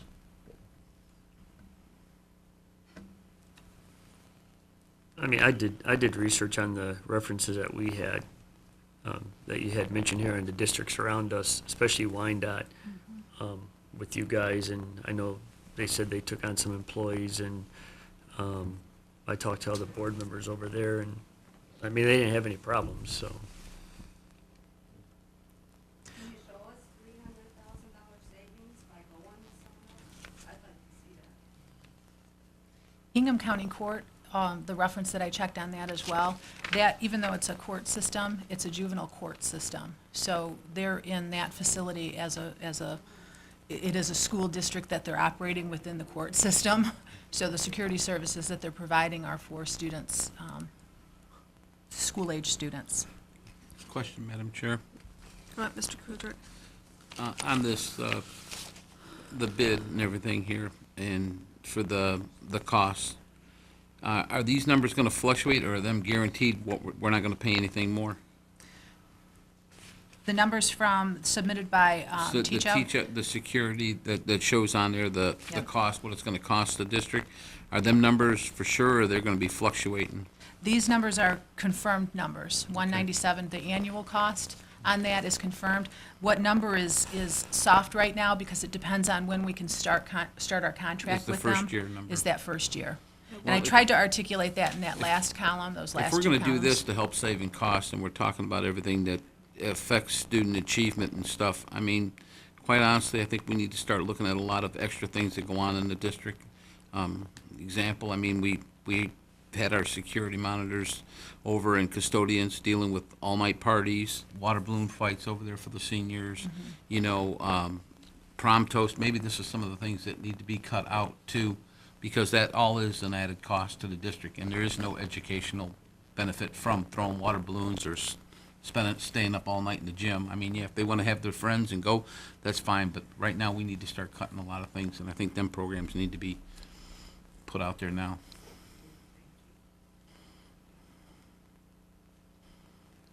I mean, if we're gonna start impacting employees and stuff like that, we need to start looking at everything. If they're not getting a letter grade from it, then we need to look at, do we really need it?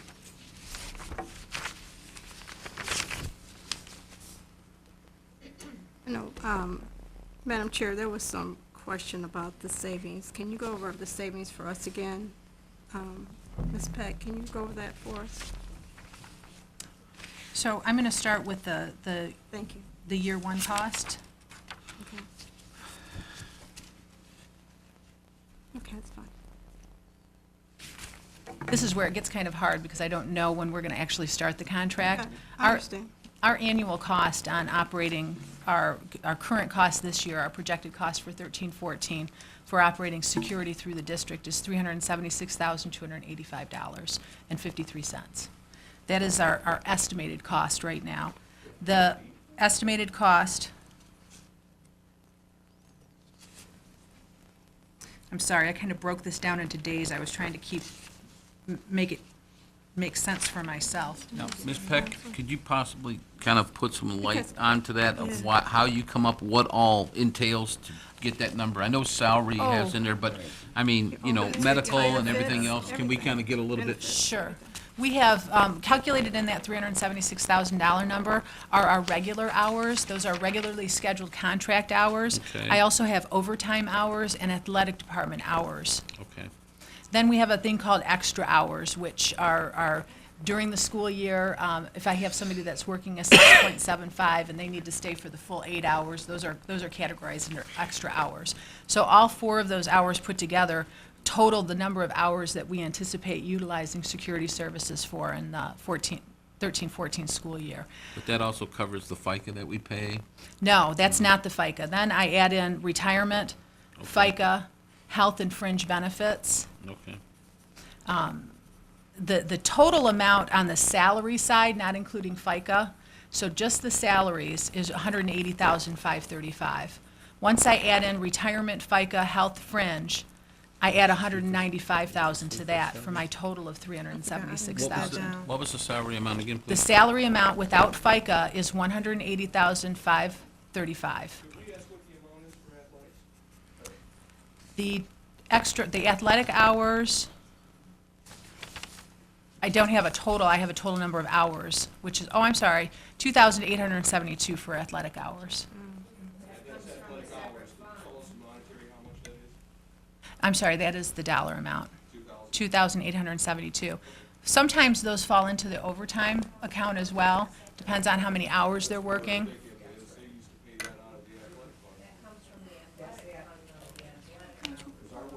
Still a budget. Some of them do. Still a budget, though. Still a budget. Still separate line.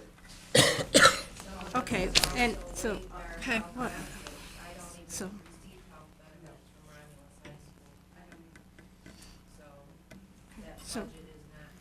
can you go? Did I? Yeah. Okay.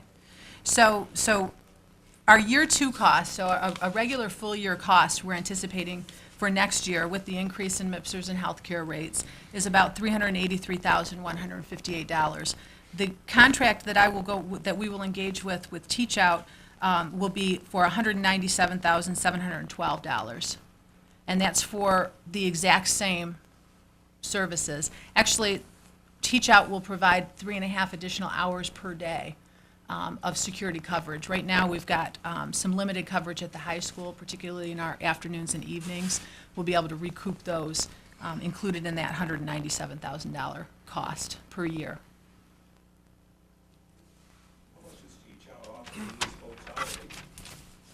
The hourly rate for employees, their first 90 days is $10 an hour, after 90 days is $11 an hour. They also offer annual wage increases dependent on performance. I will tell you that Teach Out was not the lowest bidder.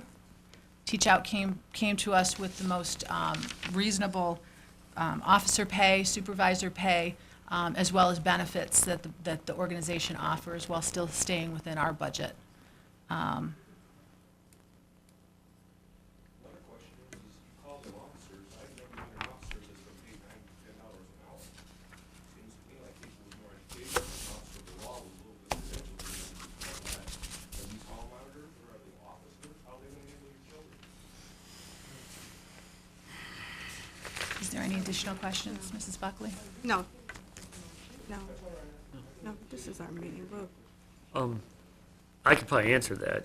I mean, We're gonna try to answer your question, but we're trying to get as much information we need to make a decision. So this is, I'm not saying that you don't have input to our meeting, but this is kind of how we try to make our decisions, so we can have all the knowledge. So we'll be happy. Good work you did really turned around a lot of lives in the wrong direction. So, just saying, just give us a minute to try to figure this all out, okay? Go ahead, John. I mean, to be devil's advocate, Sock, I called the other Board of Education that the other districts they work for, and they said the teach out are very professional. They've curbed a lot of things with their training, drug bust in the parking lots, surveying cars. The one thing that the board liked is they do not, I guess, fraternize with the staff or the students. They're there to work, and the students realize that, and there's no coddling of the students, and their suspensions are down. The trouble's been down because these guys are in uniform, and all the Board of Education people, Well, John, we can say that easily, but Right. everybody kowtow in one direction. Understand. Keep giving them your back up in Lansing. Sooner or later, people gotta stand up, man. I understand. That's all my point is if these guys keep giving them your back, they're gonna keep taking more and more from everybody. So one day, why don't we all go up and look for the greater the good and say, you know what, enough's enough, too. That's what I'm saying. We just keep giving them our back. I don't know, our families sort of raised us better than that.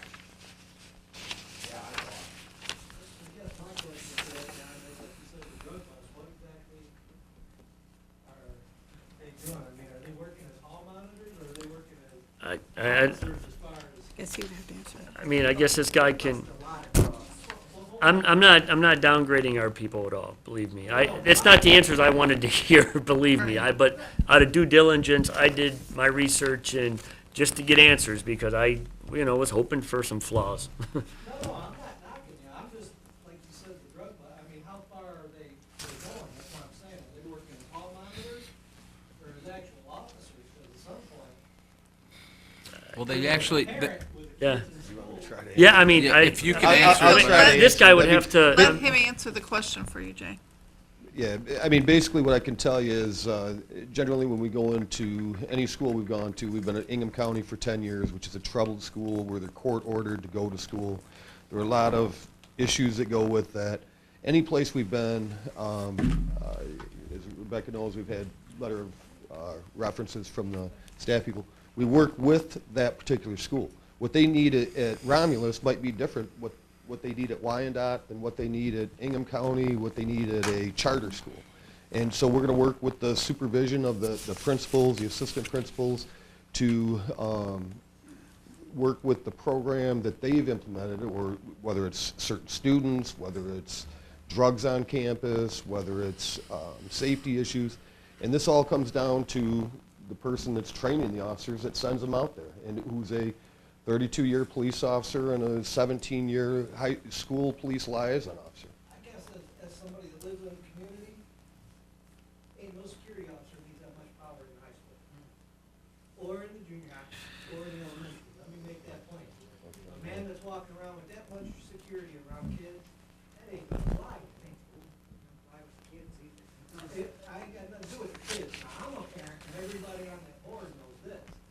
I went to school over my boy tangled with the assistant principal. He ain't gonna go to school in that pool, and I'm not blaming you for that, but that's where parents need to step in. Get a hold of your kid. I ain't sending them there to play around, I'm sending them there to get an education. Now, my wife would tell you, I was embarrassed the crap out of my kids. Daddy'd be right up there. But what I'm saying is, as far as the security, at what point is that guideline there? I understand you're a security company, I respect that, but I'm No, I understand. Yeah, like I said, I have complete empathy for this whole situation. I really do. I understand the ins and the outs of this, and, you know, it just comes down to some decisions. And that's what I'm here for, to answer any questions for your decisions. Thank you. Let's get you to step up to the mic, please. Thank you. Yeah. Might have just made a little bit, took the pressure off, but it doesn't seem to me like the real issue is the company. It's the decision that has to be made. So regardless of whether it's, what's the name of your company? Whether it's Teach Out or, you know, I don't know, Aramark, which I know is catering, but it's not a matter of the company, it's the decision as to whether or not to outsource or to keep your employees. So, I mean, the level of security and things like that, that's all to be determined. It's really a matter of keeping the current employees or outsourcing. And so I think you have to get back to that. Right, thank you.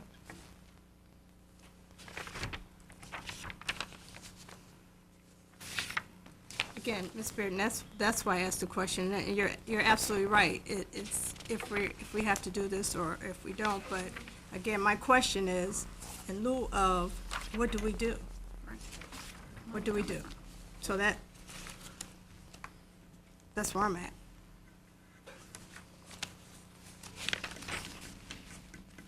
In lieu of what's the numbers for this year versus next year of savings, you said? And It would what be we have to for come up with. 3 100 years. and 200, correct? Because they look at the depth over the 3 years that we have to get out of it. Plug the hole with something. So that's my dilemma.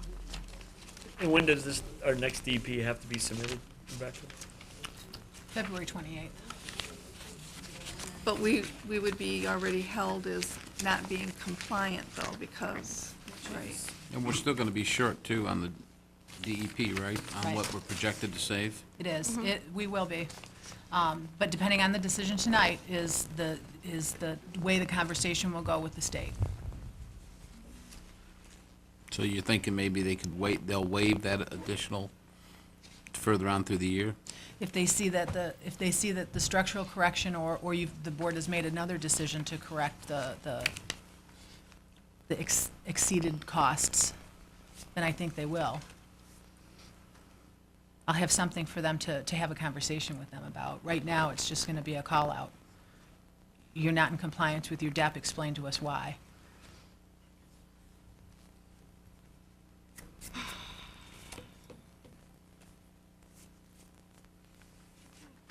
So in lieu of that, you would need another meeting to come up with savings, correct? We would have to do it By the like, 28th. we'd have to do it like now. My Or recommendation 17th. would be now, because if they say, if we don't have a good answer for them, Mr. Theed, and all board members, if we don't have a good answer for them of why our 30-day report is not in sync with our full DEP, then they're gonna throw us back into your deficit elimination plan is not approved. You now have 2 And then that weeks. holds up our state funding. You now have 2 weeks to submit a deficit elimination And plan. the state funding pays employees, correct? Correct. Right. What do you recommend, Ms. Kraut? You talked about alternate savings?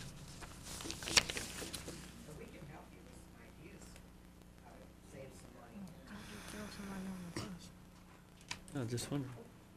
Do you have any ideas? He should be able to tell us where we could maybe cut. I think it's Huron, it's close their pool. I mean, I think all options should be, they're not teaching. They do use it for teaching, though. Don't they have Yeah, the classes for? pool. They use it. Yeah, it's part of the gym class. Yeah. It's in the curriculum. Plus, if we close it, the taxpayer's still paying on it for the next. Right. It's just gonna break down. You Because paying I had whether it's several being used taxpayers or tell me, not. if I'm paying on that pool, you guys better be using it. Don't shut it down and not use it. So it's kind of a flip side to it too, because they're using it for instructional purposes. And we still have another item that's gonna be going out for bid also, right, for food services? The food service bid is being prepared right now for RFP. That, again, falls under the line of all non-instructional staff again. because of that being the line item that was on the debt. Any other ideas?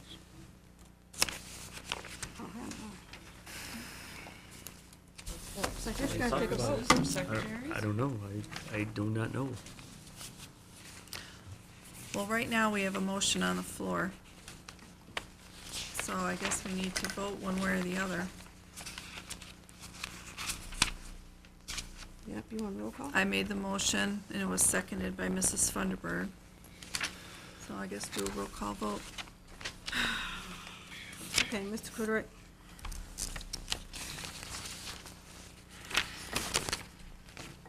Yes. Ms. Bowles? No. Ms. Kraut? No. Mr. Thied? Yes. Ms. Buckley votes yes. Mr. Funderburg? Yes. Ms. Beard? Yes. So we It's have 5-2. two. 5. Okay, 5-2. Motion passes. What direction are we gonna give Ms. Peck for the start date on that? I will report back to the board, the superintendent, who will communicate to you as soon as we possibly can get this started. I would just I know it's probably means nothing to the employees, but quite honestly, letting them go until April 1st to give them a little bit more time so they can try to make some kind of preparations or something versus just getting 2 weeks and. Right.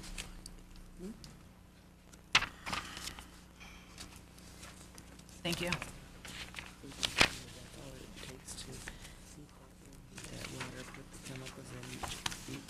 You have one more item on your report. Yeah. These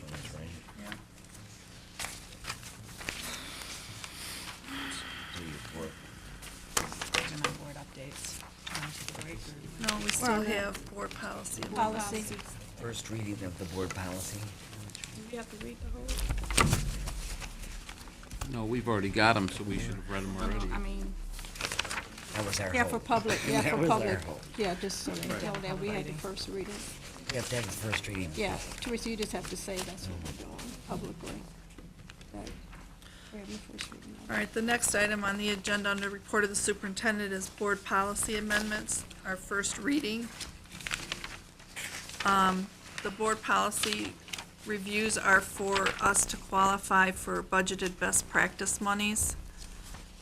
There's 5 policies involved. 7050, which is curriculum development. 7630, which is graduation requirements. 7649, which is post-secondary dual enrollment option program. 7650, which is a testing program. And 8454, which is physical education.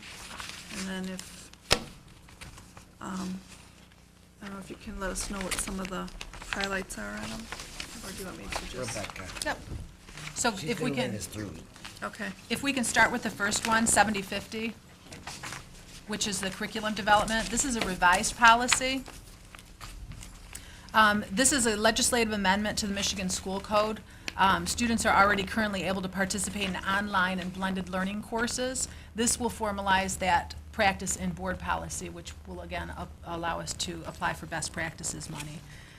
The online blended learning section is, on the 7050, is highlighted in yellow. And essentially what this allows us to do, which is again what we're currently doing in compliance with the legislation, is we allow students to take online courses or blended learning opportunities. A blended learning opportunity would be something like E2020. An online experience might be something like the Michigan Virtual High School offers coursework. We're currently doing that with our students, and again, this formalizes that. This is a program that will be offered for students 6 through 12. We can offer full or part-time programs for students 9 through 12 enrolled in dropout prevention, academic intervention, core courses to meet graduation, or dual enrollment programs. Our online blended learning programs, in order to be eligible for that, students have to meet the following conditions. The student has spent the prior school year in attendance at a public school in this state and then was enrolled and reported by a school district.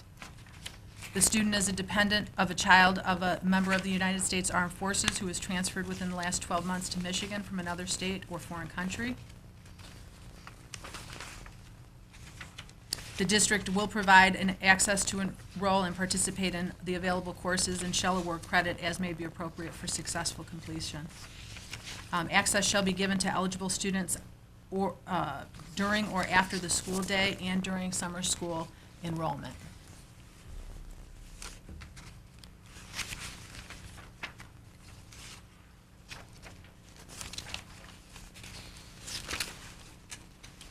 Any questions on the first one? I did. Is this policy also geared towards our, the company that we work with to do the, our at-home, our homeschool children? Does this also learning? include them? It doesn't, and it doesn't for a reason. That doesn't fall under this online blended requirement. Okay. And I chose not to include it K-12 or because legislatively, we don't have to.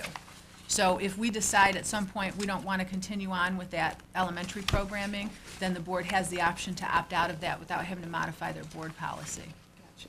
So I chose specifically not to include that in there. Okay, that was my question.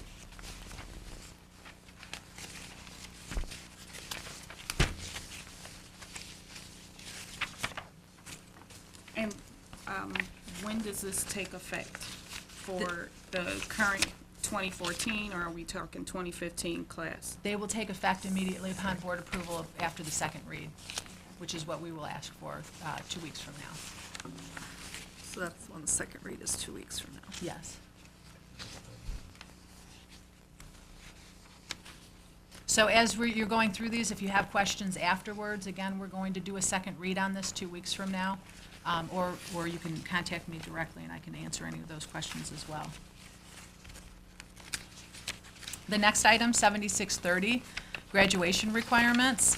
Again, this is just a revision of our current policy. The only change is right on the first page of this. We are already doing this for our students again. It's not requiring a change to our curriculum. It just formalizes the process so that we can participate in the best practices money. And that specifically is students shall successfully complete an online course or learning experience or shall have the online learning experience incorporated into each of the required credits of the Michigan Merit Curriculum. We have these policies already. Only what's highlighted in yellow is what we're changing. So these are not new policies. No, These are ma'am. existing policies with these changes. 3 out of 5 are. Okay. Yes. The only, where you see the yellow highlight is the change to the policy. Everything else was what you've already approved. Okay. Oh, next one is the one that, no, that's a new one. Next one is 7649, which is post-secondary dual enrollment option. This is also a legislative requirement of the Michigan School Code. We by law have to provide post-secondary or dual enrollment options to our students, and there's a formula to which we are required to do that. We've been doing that since that regulation has changed in the last 2 years. This is a brand-new policy. It formalizes that board policy to fit the actions of our school district. So dual enrollment, and many of you are familiar with this, dual enrollment allows you to be a high school student for part of your day and then a college student for college courses at an approved institution for the other part of your day. This is different than the online learning opportunity because the student is actually going to a post-secondary institution. What about our early college? Early college is not a dual enrollment. It is it's an early college program. If we had not gotten the early college program approved, we would have probably done an enhanced dual enrollment project. But fortunately, we were able to convince the state that was the right thing to do for our kids.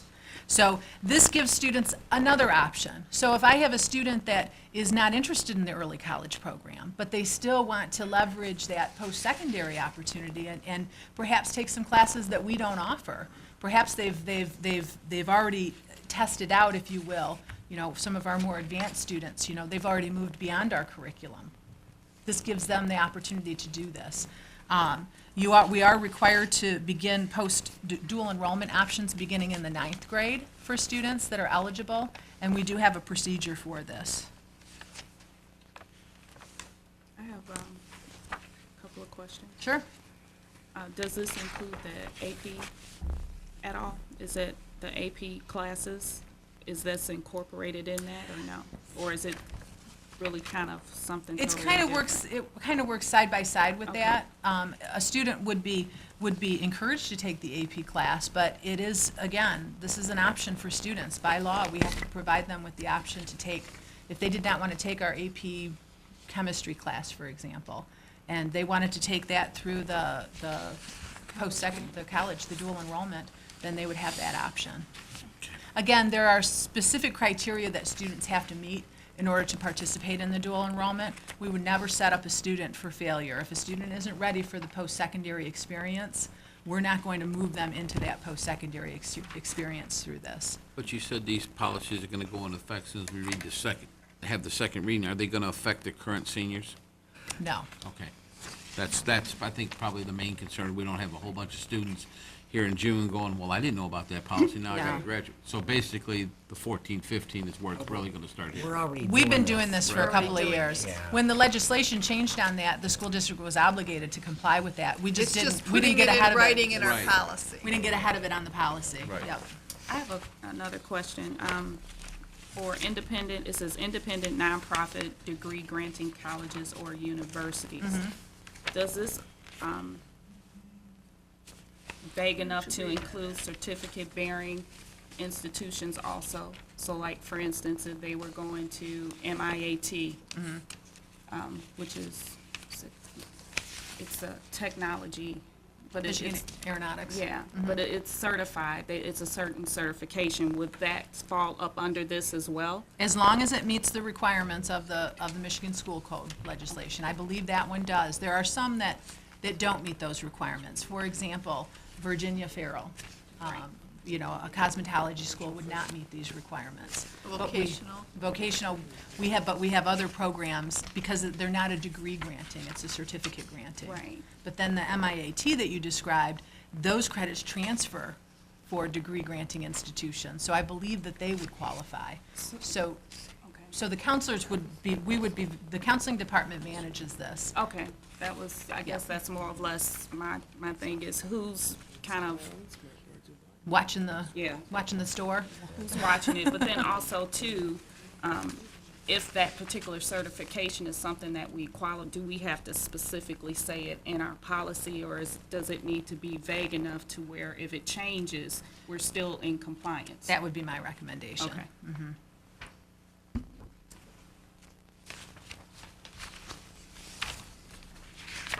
And that was my own too. Any other questions at this time on 7649? 7650, this is our testing program, and this is a revised policy, and the revisions start on page 2. Page 2 and 3 and half of 4 were added. We are already monitoring academic growth through competency-based assessments. We are using NWEA, and we are in compliance with the MEP and MME requirements that are all stated in this update. So it's another one of those situations that this is going to formalize the practice in the board policy that allows us to submit for best practices money. But this policy that you're putting forth basically says that the district shall monitor student academic growth in each subject area at least twice during the school year using competency-based online assessments. The results of these assessments will be shared with the students and his or her parents or guardians. And that's the NWEA. That is the testing. NWEA. I checked these policies were reviewed by our lawyer. And we do our NWEA testing right now, K-10.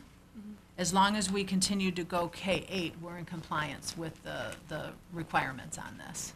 If we were to decide to drop that testing down, then we're gonna have to think about, you know, make some changes to the policy. I do anticipate at some point the state coming forward with their own competency-based online assessments, Smarter Balance, as we've heard about. That stuff is kind of rolling down the pike right now. Right.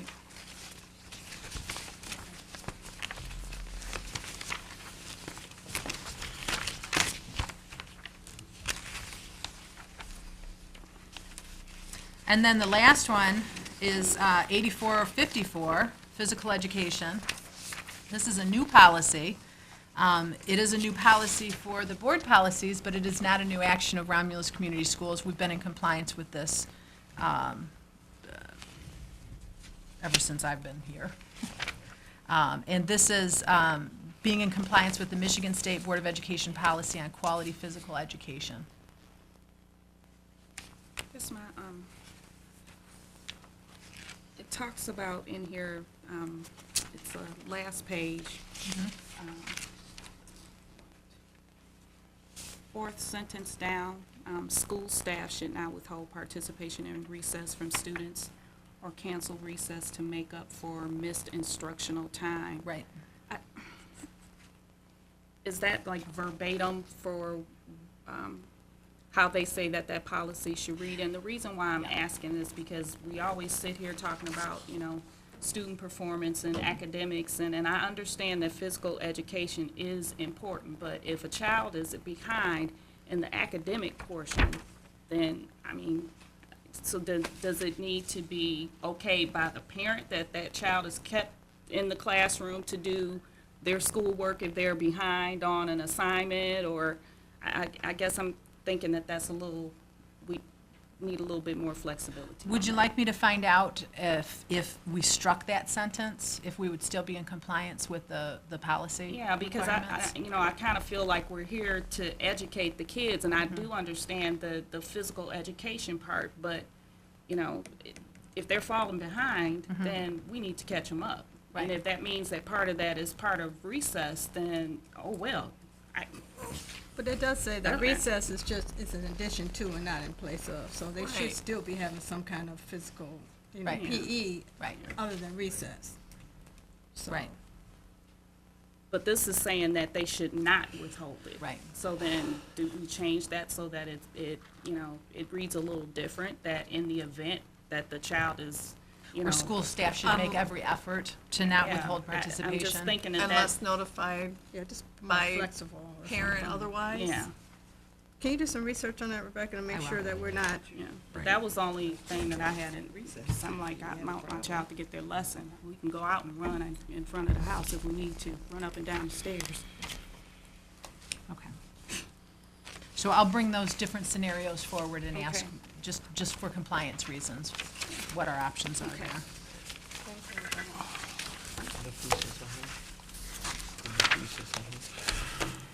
If you have any additional questions between now and 2 weeks from now, if you could please email them to me or Superintendent McAnally, so that I can do the research prior to our next board meeting. I have one other, and I guess this would be more of a request. Is this something that we can post on our website, that if someone wants to see what those changes are and what they look like, they can be made accessible to the public? Sure. Just in case they have questions or concerns First on them reading as or well. something? Because, you know, by this being our first public reading of it, you know, they wanted to refer to it.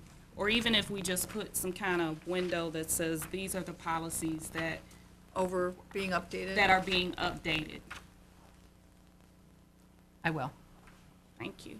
Have we already accepted, passed this motion?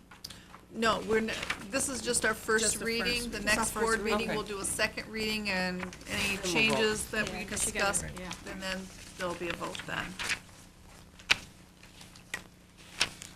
Okay, the next, I'm sorry, you have to move tonight that this was the first reading.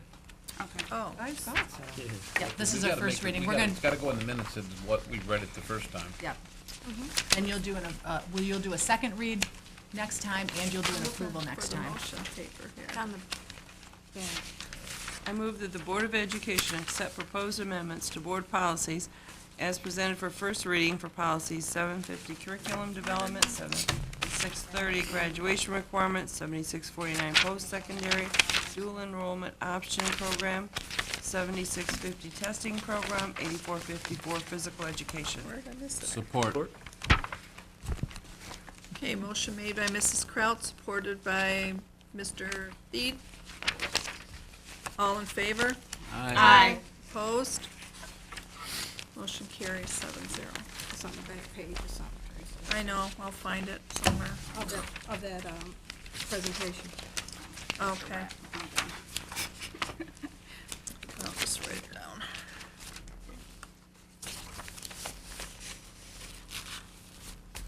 Okay, the next item on the agenda is communications and expressions from the public. And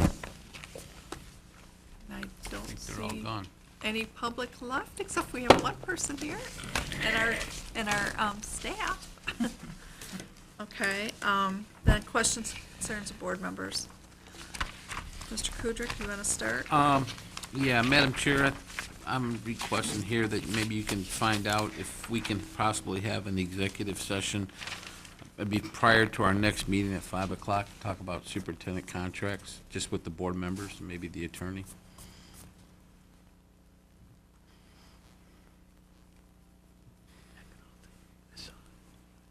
If that's possible. What's the specifics of it, Tom, or what we're gonna offer? Superintendent's contracts and negotiations. Okay. Actually, I mean, it would have to be open. I mean, we could have our attorney there. If that's what I remember, is that any superintendent contract discussion needs to be in open. Not the negotiation, open. not the negotiation Not- aspect. When of you it. approve it, it has to be open. Right. To Okay. negotiate, Yeah. you can go in executive. So is this superintendent or interim superintendent? Superintendent, interim superintendent, however you want to classify it, it deals with the superintendent. Okay. you mean with the new one that we're New, ready old, to new, old, current, I mean, just all the whole Contract thing, negotiations. So you're just talking about the package itself? the package itself, the whole thing. And then, I guess we have to request Gary King to be here Probably then. not if he can be there. So that'd be the next board meeting then, right? That's what I'm That would asking. I be mean, if the- that's possible. That would be on the 24th. I know we Is can Is that have. the day Marie Miller's, when is Marie, she's coming? She's coming in March 10th? 10th. Okay. March 10th, Marie will be here.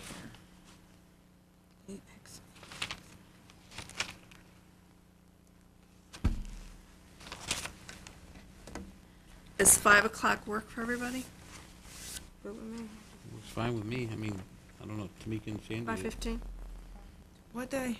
5:15? Our Next board board meeting meeting. night, Monday. I can be here. Okay, 5:15? that's fine, 5:15, that's fine with me. Of this Okay. month, right? Yeah. You good? I hope so. Never know. We'll Takes bring it one day cookies. at a time. Okay. Ms. Bowles? Yes, I do. I have a couple, concerns, actually. I wanted to find out, I'm glad you brought that up, because I wanted to find out, is there a way we can look into also a superintendent evaluation form of some sort? I haven't did one since I've been here, so I'd like to look into some sort of form that we put together for superintendent, for our interim superintendent, as well as the one, if she's the one that's gonna be it. I don't know if she is or not, let me make that clear. But if she is, we need to have something in place so that we can say what we expect. Well, we and started hopefully- that, and I gave you, started, I but- gave you copies of Paul, we the, didn't stick around long enough for us to I finish gave you it. copies of the We evaluation. need to update it. Yeah, we need to, We need to make it for Yeah. Romulus Community Schools. Yeah. Right, right. Yeah, Well, we- right, yeah. But we didn't get that far because the No, we superintendent didn't. Right. didn't stick We around. had issues. right. So we My- need to do it going forward. My next thing is, as you all know, or some of you know, some of you don't, I went to the Michigan Association of School Boards Conference, and I ran into, actually, some board member, a board member, let me say that, from Highlands Park, District, and I had already did, a little reading on Highland Park District. I don't know if anybody know, but, they've already been taken over by an emergency manager. And so, looking at some of the things that they had experienced, I saw were very similar to some of the things that we're going through right now. And so, I saw, as I was reading, I was highlighting this document. I don't know if you all got this in the mail. And it was talking about, there are important lessons to be learned from Highland Park's story. About 50 Michigan districts are facing overspending crisis, and some face the threat of financial emergency. And I was hoping that the board would support me on it. I would like to get a hold, or see if we can try to figure out how to get a hold of these 50 districts, and maybe we can look into trying to do some shared resources as a way of trying to save some money. And I was just looking at a little further how it was talking about how the park spent more than it took in each of the 5 years. And then I just wanted to see one of the first things that they did when the emergency manager came in is it laid off all non-instructional employees of the school district. Later, the district contract with the teachers' unions was terminated, effectively laying off all district teachers too. And then it goes into even more of how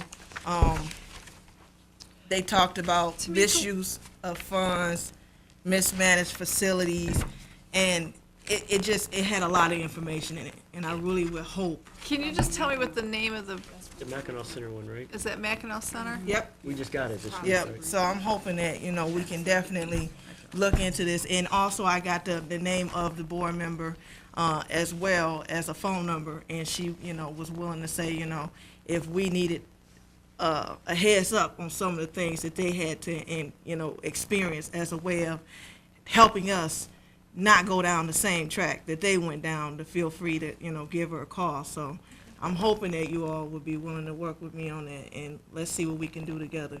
Was that the one in Novi? Yep. By Good chance, idea. it probably don't list the 50 cities or the schools. No, that's what I was saying. I was Gotta trying to see if we can right. find I think on that the- list. We got there's a list on there on the MASC's Search got for it. Yeah, there's got to be It's something. actually on the MDE's website. They have a list of the That's what I was trying to think Of the of. ones near- districts that have filed deficit And plans. so I'm I've- figuring I've if we seen them all on work there. together, Or I'm share sure they ideas or got, we something. got shorter funds, they got shorter funds. Maybe we can come up with some way of working together to combine some of our resources to save money on and make everybody happy. Good Share some idea. knowledge. Yeah, that's for sure. Is that it? Yes. Okay. Mrs. Kraut? I would just remind everyone that Wednesday night is our Black History program with soul food dinner at the Romulus High School. And it's at 6 o'clock, isn't it? Right. And if any of the board is going to serve, we should let Ms. Bonham know at the middle school. Excuse me. And it starts at 6 p.m.? The dinner starts at 6 and then the program's Right. after. It's program's at 7:30, 6 to 7:30 from the flyer. That's Right. when dinner is, Miss 7:30 West, to you 8:30 gonna be there with is me for we can program. supersize the chicken again? We got to get there early, probably. Mr. Theed? We were looking for revenue increase. No, I'd just like to thank everybody for the well wishes when I was laid up in the hospital for 4 days. Miss West did that.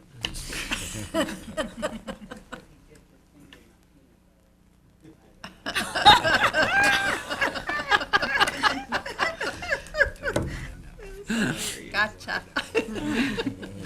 That was in the U of M jar, wasn't it? Mrs. Buckley?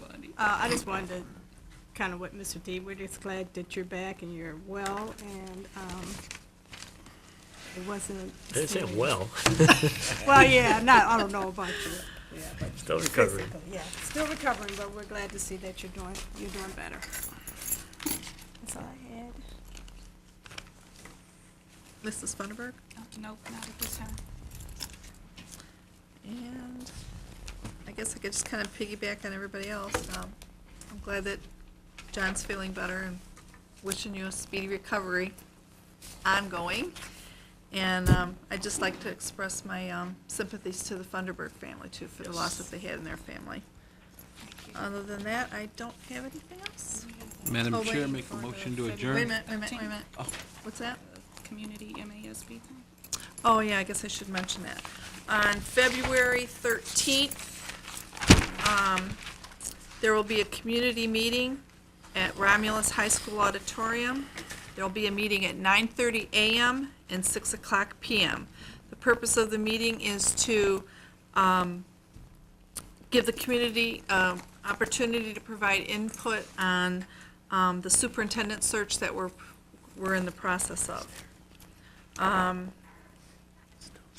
There's also an online survey that's on our website, as well as, I believe that there's going to be an opportunity, I think, at the high school, or at least she's going to let everybody be aware of the fact that the survey is online, and that you can take that also to provide input. Pardon me?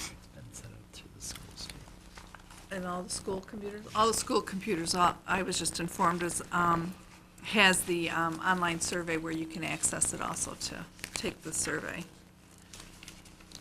Okay, and I think that's it, so I'll have a motion for adjournment. Madam Chair, make a motion to adjourn. Motion made by Mr. Kudrick, supported by Mr. Theed. All in favor? Aye. Opposed? Motion carries 7-0. Meeting is adjourned